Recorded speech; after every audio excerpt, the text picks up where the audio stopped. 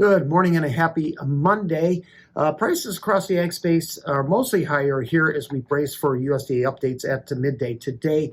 US dollar, that is moderately lower, however, as also look for a lower start here on Wall Street as over the weekend we learned that the Department of Justice has opened a criminal investigation into Fed Chair Jerome Powell. Chairman Powell does maintain this is just another attempt by the Trump administration to get the central bank to lower interest rates while also threatening their independence.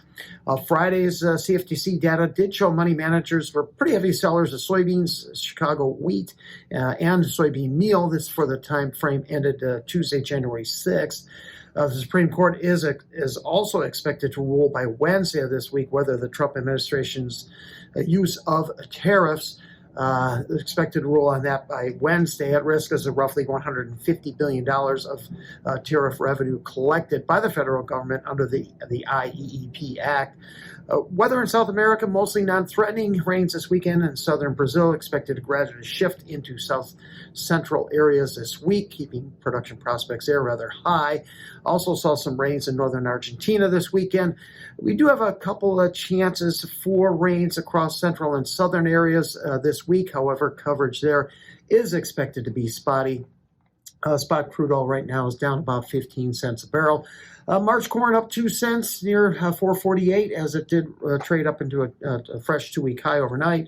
Traders do expect U.S. production to be cut 200 million bushels. Average guess, according to Reuters, 16.552 billion. Average yield expected to drop to 184 bushels an acre. Ending stocks, however, only expected to fall between 55-60 million bushels. 1.972 is the average guess there, with much of the lower production likely being offset by lower feed usage. D1 stocks expected to come in just under 13 billion bushels, well above the 12.075 from a year ago. Demand news seeing South Korean importers or feed groups importing a few more cargoes of feed corn. Prices coming in around $250 a metric ton, that on a CNF basis. And AgRuel is reporting that Brazil's second crop corn planting is just underway here in Mato Grosso. Inside trade for March soybeans overnight as it holds near 1067, up 4.5 cents. March meal is down about $1 at 303, with attempts to rally or rebound prices are overnight capped right at the 100-day moving average. March oil popped up to a fresh high here, trading above last week's high at 50.43. After buying another 10 cargoes of U.S. soybeans on Friday, traders now suspect Chinese purchases are somewhere between 10 and 11 million metric tons, nearing the 12 million metric ton total.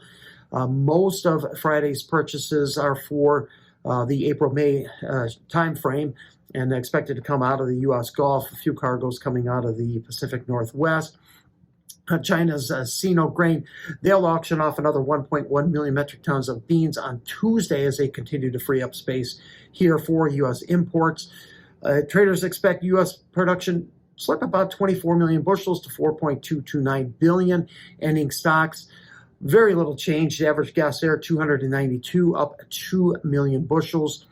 The range of estimates, however, rather wide, between 250 and 350 million. Despite China returning as a buyer of U.S. beans, I don't think that'll be enough to prevent the USDA from cutting their export forecast. I'm looking for about a 50 million cut from the November forecast of 1.635 billion bushels. AgRuel, they are reporting Brazilian harvest is now nearing 1%. Wheat prices catching support here and continue dryness here in the U.S. Southern Plains as we challenge the 525 area here in Chicago wheat, while March is up to a 2-month high. Look for lower acres and stocks here from the USDA report later today. Thanks for listening. Have a great day.